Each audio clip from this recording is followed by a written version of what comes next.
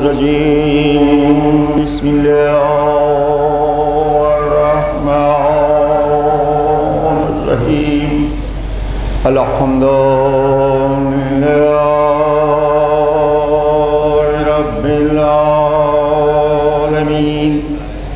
والصلاة والسلام على أشرف الأنبياء والمرسلين سيدنا ونبينا وشفيع ذنوبنا بالقاسم محمد بسم الله الرحمن الرحيم قل جاء الحق زهق الباطل إن الباطل كان زهوقا صلوات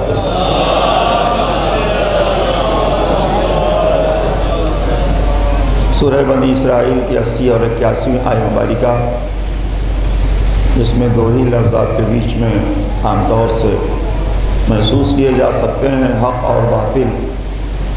اعلان رب العزت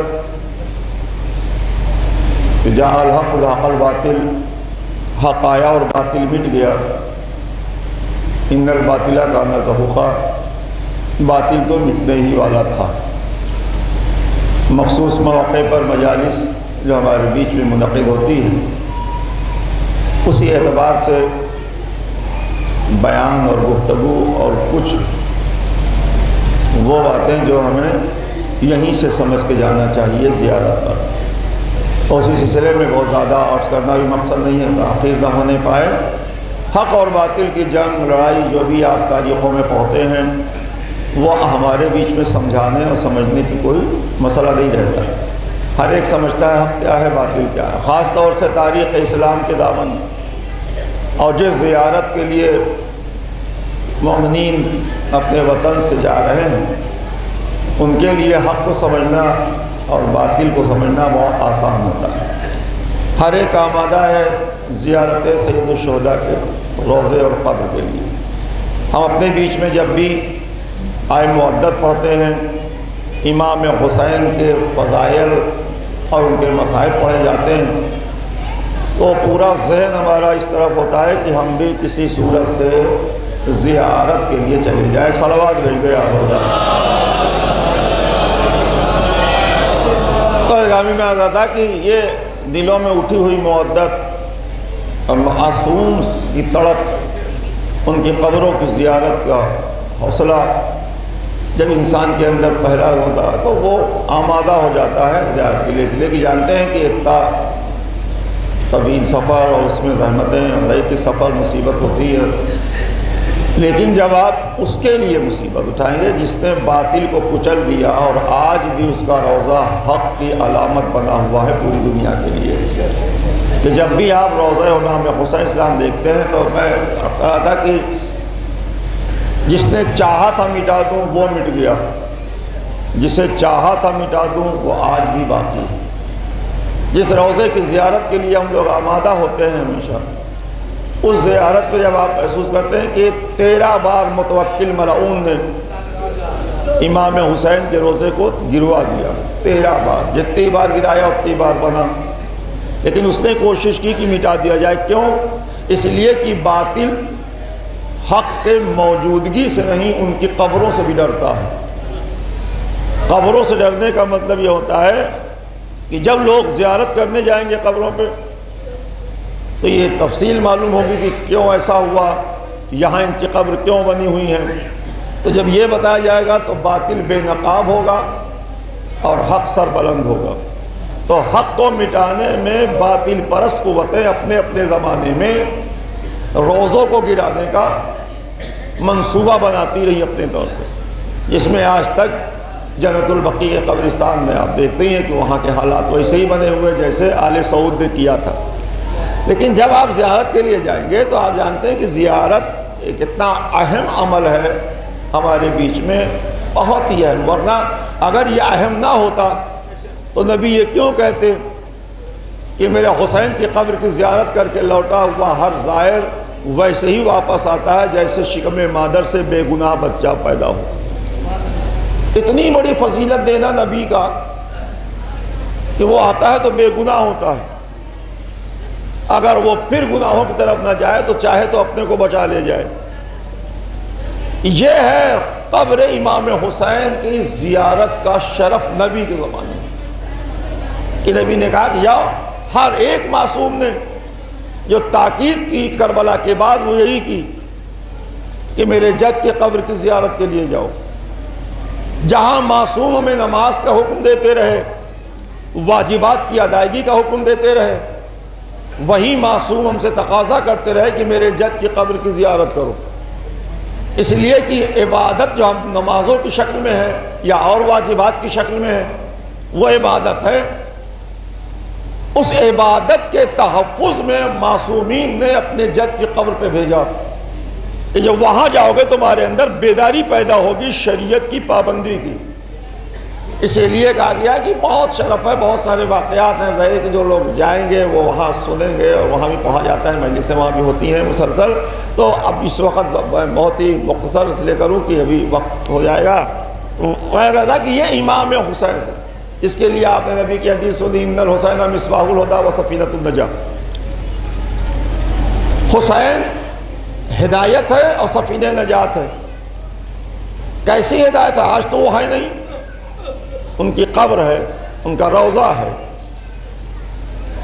آپ عظمت روضہ امام حسین جو بھی بیان کیا گیا ہے معصومین کے اقوال سے جو آیا، جب بھی زائر جاتا ہے تو باقاعدہ یہ لکھا ہوا ہے کہ جب گنبد امام حسین پہ نظر پڑے، روضے پہ جو گنبد بنا ہوا ہے، جس سمت سے بھی کربلا میں داخل ہو، جہاں سے تم گنبد دیکھ لو امام حسین کا، فوراً جو تمہارے دلوں میں آرزو ہو اسے اظہار کر دو۔ پہلی بار گنبد حسین کربلا دیکھنے کے بعد آرزو پوری ہو جاتی ہے۔ یہ وہ تاکیدیں ہیں جو ہمارے بیچ میں امام حسین کے قریب لے جانے کی حکمت ہے کہ ہم کتنا قریب ہو سکتے ہیں امام حسین۔ اس لیے کہ زیارت ظاہر کی جانے والے جب وقت ہوتا ہے، جب بلاوا ہوتا ہے تو بندہ خدا جاتا ہے۔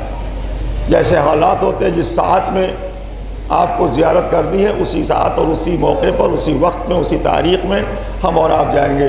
تو آئیے بات کرو کہ ہر معصوم نے زیارت کی ہے امام حسین کی قبر کی۔ اسی لیے آپ سنتے ہیں کہ جاتے ہیں ایران، عراق اور ان شہروں میں قم، مشہد، سامرا، کاظمین، کوفہ، نجف، لیکن جب آپ سے کوئی پوچھتا ہے کہاں جا رہے ہیں، کہے کربلا جا رہا ہوں۔ کوئی نہیں کہتا میں مشہد جا رہا ہوں، میں قم جا رہا ہوں، میں نجف جا رہا ہوں، نہیں۔ کہاں جانے والے بھائی؟ وہ کربلا جا رہے ہیں زیارت کرنے، ایک لفظ آتا ہے۔ اس لیے کہ کربلا ہی کی زیارت کے صدقے میں سائری زیارتیں ہیں۔ جتنی زیارتیں آپ کرتے ہیں وہ سب اسی کے وسیلے سے ہیں، اسی امام حسین کے روضے کے وسیلے سے جاتے ہیں کربلا۔ اسی لیے کہتے بھی ہیں کہ کربلا جا رہا ہوں، اور جب آتے ہیں تو آپ کو محبت میں لوگ کربلائی کہنے لگتے ہیں۔ کوئی مشہدی نہیں کہتا، کوئی قمی نہیں کہتا، کوئی نجفی نہیں کہتا، بلاتا ہے کوئی اگر آنے کے بعد تو کربلائی کہہ کے۔ یہ ہے مرکز زیارتوں کا جسے آپ کربلا کہتے ہیں۔ کتنے احتیاط ہو سکتے ہیں کربلا کے سلسلے میں، اس لیے کہ آپ جانتے ہیں کہ زائر کی خدمت کرنا بہت بڑی فضیلت ہے۔ بہت فضائل لکھے گئے ہیں کہ زائرین کی خدمت کرنا، اس لیے کہ آپ کو اگر خدمت کا حکم دیا معصومین نے تو زائر کا پہلا خادم ہے حضرت ابو الفضل عباس، کہ آپ باقاعدہ روایتوں میں جسے ہوتی رہتی ہے، آپ سنتے رہتے ہیں کہ جب زائر گھر سے نکلتا ہے تو آقا حسین کا اشارہ ہوتا ہے حضرت عباس کو، دیکھو میرا زائر گھر سے نکلا ہے، اسے محفوظ پہنچاؤ یہاں تک۔ اور یہی وجہ ہے کہ جب آپ واقعہ سنتے ہیں کہ ایک ضعیف عورت پانی کے راستے سے بڑی مشکل سے پیسے اکٹھا کر کے گئی تھی، اسی جہاز میں پانی کے کچھ غلط لوگ بھی تھے، اور ان کی نظر پڑ گئی کہ وہ پوٹلی میں کچھ پیسے اکٹھا کیے ہوئے جا رہی ہے۔ کمزور دیکھ کر ایک کونے پہ اسے لے جا کر اس سے وہ پوٹلی لے لی اور اس عورت کو پانی میں گرا دیا۔ بات ختم ہو گئی، لوگ چلے آئے، اور وہ لوگ بھی کربلا ہی کے رہنے والے، وہیں کے علاقے کے۔ جب وہ آئے کربلا تو وہ ٹہل رہے تھے، ان سے تو کوئی مطلب نہیں تھا زیارت سے یا اور کسی مسئلے سے، وہ ٹہل رہے تھے۔ ایک کی نگاہ پڑی جب قبر کھلی ہوئی تھی، جب روضہ و حرم نہیں تھا، کھلی قبر تھی باؤنڈری میں، جو پہلا والا فوٹوگرافس دیکھا کہ وہ وہی اسی طرح کی کوئی عورت قبر سے لپٹ کر رو رہی ہے۔ ایک نے کہا کہ یہ تو ہم نے پانی میں ڈال دیا، یہاں کیسے آ گئی؟ دیکھو وہی ہے کہ اسی کی طرح کوئی ہے۔ ایک شخص گیا جسے وہ پہچانتی نہیں تھی، گیا، کہا کہ تم کہاں سے آئے ہو؟ کہا میں کیا آئی ہوں، مجھے تو لوگوں نے میری رقم چھین لی اور مجھے پانی میں ڈال دیا۔ کہا پھر یہاں کیسے آ گئی؟ کہا جیسے مجھے پانی میں ڈالا گیا ویسے ہی سطح آب پہ دوڑتا ہوا ایک گھوڑا آیا، جس نے مجھے پانی میں گرنے سے پہلے گھوڑے کی پشت پر روک لیا اور روک کر کہا اپنی آنکھیں بند کر لو۔ میں نے آنکھیں بند کر لی، اور پھر کہا اپنی آنکھیں کھول دو۔ جب میں نے آنکھیں کھولی تو دیکھا کہ میں مولا حسین کے قبر کے پاس تھی، اس گھوڑ سوار کے ساتھ میں یہاں تھی۔ تو کہا پوچھا نہیں کہ تم کون ہو؟ کہا نہیں، بس وہ جب جانے لگے گھوڑ سوار تو میں نے اتنے ہی کہا کہ اے میرے محسن، تو نے بڑا احسان کیا میرے ساتھ کہ مجھے آقا حسین کے قبر تک پہنچا دیا، کم سے کم جن ہاتھوں سے مجھے بچایا ہے ان ہاتھوں کا بوسہ تو دے دے۔ جب میں نے کہا ان ہاتھوں کا بوسہ دے دے تو جانے والے نے کہا جس کے ہاتھ ہی نہ ہو، جس کے ہاتھ ہی نہ ہو۔ اب وہ گھبرا گئی، کہا میں سمجھ گئی یہ کوئی اور نہیں، میرا غازی عباس ہے جو اپنے آقا حسین کے ظاہر کے حفاظت میں کہاں سے کہاں مجھے پہنچا دیا۔ تو ایک آدمی آپ جانتے ہیں کہ یہ بڑا ہی اہم اور بڑی سنجیدگی کی منزل ہوتی ہے زیارت۔ وہاں کسی چیز کی خباثت ذہنوں میں نہیں، کوئی ایک دوسرے سے کوئی حسد و بغض نہیں، بس صرف اور صرف نظروں میں حسین ہونا چاہیے، صرف نگاہوں میں حسین کا روضہ، اور اس روضے پر حاضری کی قبولیت کی دعا کہ مولا آ تو گئی ہوں، میری قبول کر لینا، میں ناقص ہوں، میں گناہگار ہوں، میں اس قابل نہیں کہ میں آپ کے بارگاہ میں آ کے آپ والے بن جاؤں، لیکن مولا جو کمیاں ہیں اسے معاف کر دے، بس کسی طرح قبول ہو جائے زیارت۔ عزادارو، آج اسی حسین غریب کی قبر کی زیارت کے لیے جانے والا یہ قافلہ، ہر ایک کے دلوں میں حوصلہ ہے کتنی جلدی پہنچ جاؤں۔ انشاءاللہ جن جن دلوں میں بھی حوصلہ ہے وہ سب جائیں گے، اس لیے کہ امام اپنے چاہنے والوں کو بلاتے ضرور ہیں۔ اگر دلوں میں آرزو ہے، تمنا ہے تو بلائیں گے ضرور، اور جب بلایا ہے تو جائیں گے آپ۔ اس لیے کہ یہاں آئیے اسی امام کا ذکر، اس لیے کہ جہاں نجف پہ آپ مولا علی مشکل کشا کا روضہ دیکھیں گے، جہاں کاظمین میں آپ 7ویں امام و 9ویں امام کی قبر پہ جائیں گے، جہاں سامرہ میں آپ 10ویں امام کی قبر پہ، اور امام زمانہ کی والدہ نرجس خاتون کی قبر پہ، اور امام زمانہ کے غار میں وہ جہاں سے آپ نے غیبت اختیار کی، وہاں جائیں گے۔ مشاہد میں علی رضا علیہ السلام، جن کی ولادت کی تاریخ بھی اسی 2 دن کے بعد ہے، جو ہم لوگوں کو مشاہدی میں ملے گی انشاءاللہ، تو وہاں آپ جائیں گے۔ قم معصوم قم کا تذکرہ ہوگا، اس لیے کہ جناب معصوم قم کے لیے امام کے قول میں ہے کہ امام سے پوچھا گیا کہ مولا آپ کے جدہ کی قبر کی زیارت نہیں ہو پاتی، حالات بڑے خراب ہیں، مدینے میں ہم جنت البقیع میں نہیں جا سکتے، کیا کروں؟ کہا تم نہیں جا سکتے، چلے جاؤ قم، اور جا کے شہزادی معصوم قم کے قبر کی زیارت کر لو، اللہ تمہیں میرے جدہ فاطمہ زہرا کی قبر کی زیارت کا ثواب عطا کرے گا۔ اتنی عظیم شخصیت ہے قم میں جناب معصوم قم۔ یہ ساری زیارتیں آپ کرتے ہیں، لیکن ان زیارتوں کے بعد جو مرکزی زیارت ہے وہ ہے کربلا، اس لیے کہ سارے معصومین نے کربلا کے بعد کربلا کی زیارت کی، اور ہر معصوم کا عمل شریعت ہوا کرتا ہے، رسم نہیں ہوا کرتا۔ یہ نہ سمجھیے کہ رسم کی ادائیگی نہیں، ایک ہدایت کا چراغ ہے جو کربلا میں روشن ہے بشکل روضہ حسین۔ چاہنے والا جب قدم رکھتا ہے تو لرز جاتا ہے۔ یہ آ گیا ہوں اس کربلا میں کہ جہاں فاطمہ کا چمن جڑ گیا تھا۔ وہ تصور جو پیدا ہوتا ہے ذہنوں میں کہ یہی کربلا، بس اللہ ڈالو آخری لمحے میں کہ اگر میں عرض کروں کہ یہاں سے قافلہ نکل رہا ہے، ایک قافلہ مدینے سے بھی نکلا تھا جس میں خواتین تھیں، امام حسین، حضرت عباس اور تمام صنف قبیل تھی، لیکن جب مدینے سے قافلہ نکلا تھا تو کیا صورتحال تھی؟ آج آپ کے وہاں سے قافلہ جا رہا ہے تو لوگ مبارکباد دے رہے ہیں گلے مل کر کہ تمہیں کربلا جانا مبارک ہو، لیکن جب مدینے سے اہل حرم نکلے تھے تو در و دیوار سے رونے کی آوازیں آ رہی تھیں۔ ہر ایک کہہ رہا تھا مولا نہ جائیے، آقا نہ جائیے، جناب زینب کو محمل میں سوار کیا گیا تھا۔ قافلہ نکلا تھا وہاں سے، اور جب آیا کربلا کی سرزمین پر، اسی نکلے ہوئے قافلے کی یاد میں، اس لیے کہ جس امام نے مدینہ چھوڑ دیا، اپنا وطن چھوڑ دیا اور کربلا کی سرزمین پہ آ کے اپنی راہ خدا میں جان دے دی، ہم تو وطن سے جا کر وطن واپس آ جاتے ہیں۔ ان لوگوں کی زیارت اور ان کی یاد میں ہم نکل رہے ہیں کہ جنہوں نے اپنا وطن ہمیشہ کے لیے چھوڑ دیا۔ اسی لیے جب حسین نکلے ہیں تو سب سے پیچھے کھڑے ہوئے تھے اور مدینے کو دیکھ دیکھ کے کہہ رہے تھے میرے نانا کے مدینے اب واپس آنا نصیب میں نہیں ہے ہمارے، یہ میرا آخری سفر ہے۔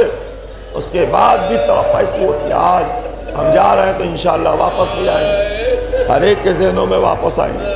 ہم غم حسین میں جس طرح سے بھی آنسو بہائیں اور گریا کریں، بس یہ حصے میں وہی قافلہ جو کربلا میں آیا۔ کبھی آپ جناب زینب کی تڑپ دیکھتے ہیں تو کہیں حضرت عباس کی حفاظت کا انداز، کہیں حسین کی مظلومی ہے کربلا میں۔ بین الحرمین آمنے سامنے حضرت عباس اور امام حسین کا روضہ۔ آج بھی روضہ حسین پہ کھڑے ہو کر دیکھو تو لگتا ہے کہ میرا غازی عباس آج بھی غلامی میں کھڑا ہوا ہے اپنے آقا حسین کے۔ کیسے کیسے معجزے سرزد ہوئے، آج بھی باب الحوائج کی بارگاہ سے کیسے کیسے معجزے ہوتے ہیں۔ ان موضوعوں کو پڑھنے کا وقت اب نہیں بچا، بس اتنا ہی سا کہ آئیے اسی حسین کی یاد میں چند جملے وصائب کے کہ ہم اور آپ جا رہے ہیں تو پھر جہاں جا رہے ہیں وہ ہے کیا؟ اس لیے کہ آپ جانتے ہیں کہ 10 اماموں کی ولادت مدینے میں ہوئی، ایک امام مکہ میں اور ایک آخری امام سامرا میں، اور بقیہ امام مدینے میں پیدا ہوئے۔ لیکن جب آپ روضے پہ جائیں گے تو آپ سوچیں گے کہاں مدینہ اور کہاں کاظمین، کہاں سامرا اور کہاں مدینہ، کہاں مشہد کہاں مدینہ۔ یہ فاطمہ کے پھول بکھر کیسے گئے؟ یہ گلستہ تو مدینے کا تھا، لیکن کیسے کیسے حالات آئے کہ مدینہ چھوڑ چھوڑ کر انہیں کہاں کہاں جانا پڑا، اور جا کے وہیں مسکن بنا لیا، جا کے وہیں آرام کیا، وہیں قربانی دے دی۔ ایسے ہی فاطمہ کا چمن کربلا میں آیا، اور جب آیا تو نہ کلیاں بچی، نہ پھول، نہ شاخیں بچی، نہ اصول، سب ختم ہو گئے، سب کو قتل کر دیا، اجڑ گیا فاطمہ کا چمن کربلا کی سرزمین پر۔ آج اجڑے ہوئے چمن کا پرسا دے دیں۔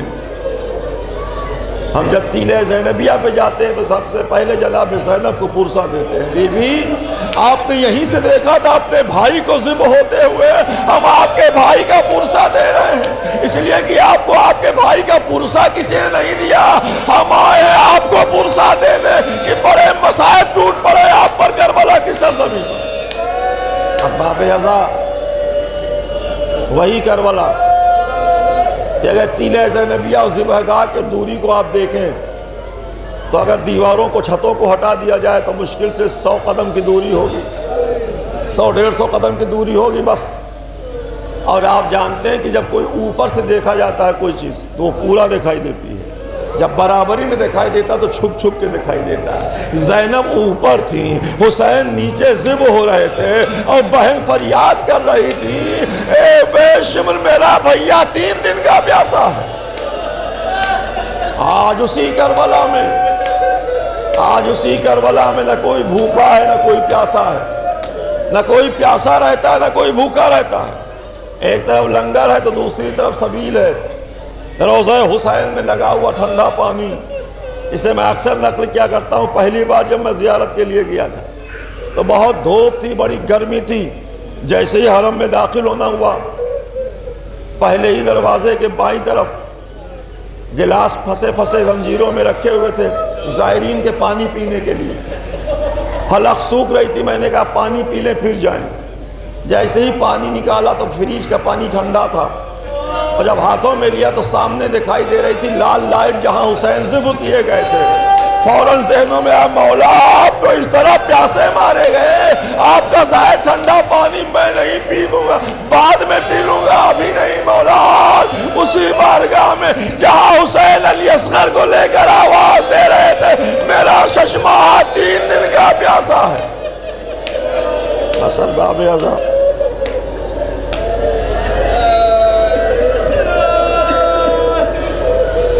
آج اسی سرزمین کربلا بس کر دیا چھٹے امام کی زیارت کا طریقہ کہ آپ گھٹنیوں کے سہارے چلے ہیں۔ فرات، نہر علقمہ، اس کے آگے باغ جعفر صادق۔ جب نہر پہ پہنچے تو کہا کہ تم لوگ چلو میرے جد کی قبر پہ۔ اپنے اصحاب سے کہا میں آ رہا ہوں۔ کہا مولا آپ کو چھوڑ کر کیوں جاؤں، آپ کے ساتھ جاؤں گا۔ کہا میں جیسے جاؤں گا ویسے تم نہیں جا پاؤ گے۔ مولا آپ کیسے جائیں گے؟ کہا آج میں اپنے جد حسین کی قبر پہ ویسے جاؤں گا جیسے میرا جد علی اکبر کے بلانے پر گیا تھا۔ کہا مولا کیسے گئے؟ کہا گھٹنیوں کے سہارے گئے، اور گھٹنیوں کے سہارے چھٹے امام نے جا کے زیارت کی کربلا۔ اپنے جد حسین کی قبر پر آئے زیارت کرنے تو گھٹنیوں کے سہارے آئے۔ بس ارباب اعظم ایک وہ موقع ہے جب سید سجاد سے جناب زینب نے کہا بیٹا میرے بھائی کی قبر بہت اچھی بن گئی، لوگ زیارت کرنے جا رہے ہیں، بیٹا تم بھی تیاری کرو میں بھی اپنے بھائی کی قبر کی زیارت کر لوں۔ آپ سمجھے جس زیارت کے لیے زینب مدینے سے آئی ہیں اس زیارت کے لیے مومنین یہاں سے جا رہے ہیں۔ سید سجاد کا پپی اماں اس میں کیا ہے، ہم تیار کر رہے ہیں، بس بات تمام، تیار کر رہے ہیں، سب کو تیار ہو گئے۔ قافلہ مدینے سے زیارت کی غرض سے کربلا آیا۔ جیسے ہی کربلا میں داخل ہوئی جناب زینب 61 ہجری کا عاشور یاد آ گیا۔ ہاں یہی کربلا جہاں میں لٹ گئی، میرا حسین جیسا بھائی مارا گیا۔ دھیرے دھیرے روضہ حسین کے قریب آئیں، اور قریب آتے آتے جب قبر کو دیکھا تو تڑپ کر آ کے قبر سے لپٹی، اے بیٹا سید سجاد میرے بھیا کی یہ قبر ہے، میرے بھائی کو پیاسا ہے۔ کیا تو محسوس کیا ہوگا جناب زینب نے، کیا محسوس کیا ہوگا جناب زینب نے؟ یہی کربلا جہاں آج میں اہتمام سے آئی ہوں، وہیں میری چادر چھن گئی، میرا اونو محمد مارا گیا، میرے علی اکبر کے سینے پہ بچی کا پر لگا۔ عزاداروں بس اس مقام کو دیکھیں اور اس کی زیارت کے لیے آمادہ۔ مولا ہماری زیارت کو قبول کرے، اور جن کے دلوں میں زیارت کی تمنا ہے انہیں اپنی بارگاہ میں حاضری کا شرف حاصل ہو جائے۔ بس عزاداروں غم حسین میں آنسو بہاتے ہوئے جو بھی حاجت ہے اسے بارگاہ الہی میں امام حسین کی مظلومی کے سائے میں پیش کرتے ہوئے بات کو تمام کر رہا ہوں۔ مولا آپ کی بارگاہ میں حاضری ہو رہی ہے، جہاں آپ نے علی اصغر کے لیے پانی مانگا، جہاں علی اکبر کے سینے سے برچی کا پھل نکالا، مقام علی اکبر، مقام علی اصغر، اور جب اس مقام پہ پہنچتے ہیں تو دل تڑپ جاتا ہے۔ ہائے میرا مولا کس طرح روزے عاشور علی اکبر کا لاشا، علی اصغر کی لاشیں، الا لعنت اللہ علی قوم الظالمین، انا للہ وانا الیہ راجعون، اور ذنب قضاء و تسلیم علیہ